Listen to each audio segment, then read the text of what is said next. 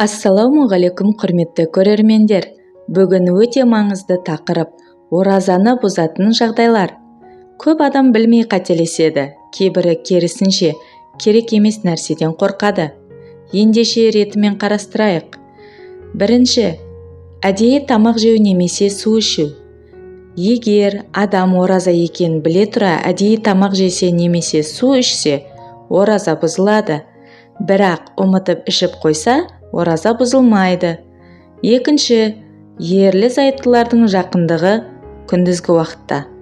Таң атқаннан күн батқанға дейін жақындыққа болмайды. Егер әдейі болса, ораза бұзылады. Үшінші, әдейі құсу. Егер адам өз еркімен құсса, ораза бұзылады. Ал өзінен өзі еріксіз болса, бұзылмайды. Темекі шегу.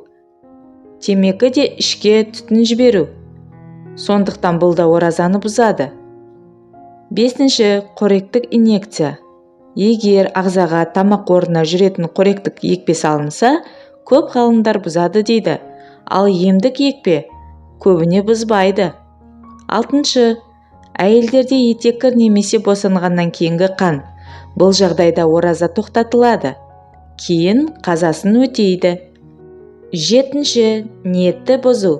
Егер адам күндіз мен оразамды тоқтаттым деп нақты шешсе, тіпті тамақ жемесе де ораза бұзылады. Өйткені ораза ниетпен тұрады. Енді не бұзбайды?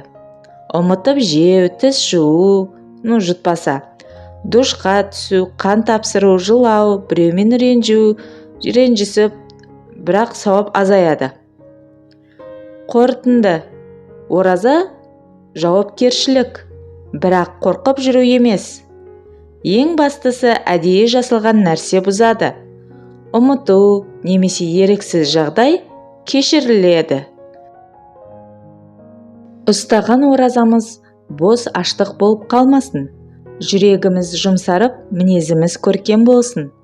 Үйімізге тыныштық, дастарханымызға береке, балаларымызға иман, ата-анамызға ұзақ ғұмыр берсін. Алла әрбір дұғамызды қабыл етсін.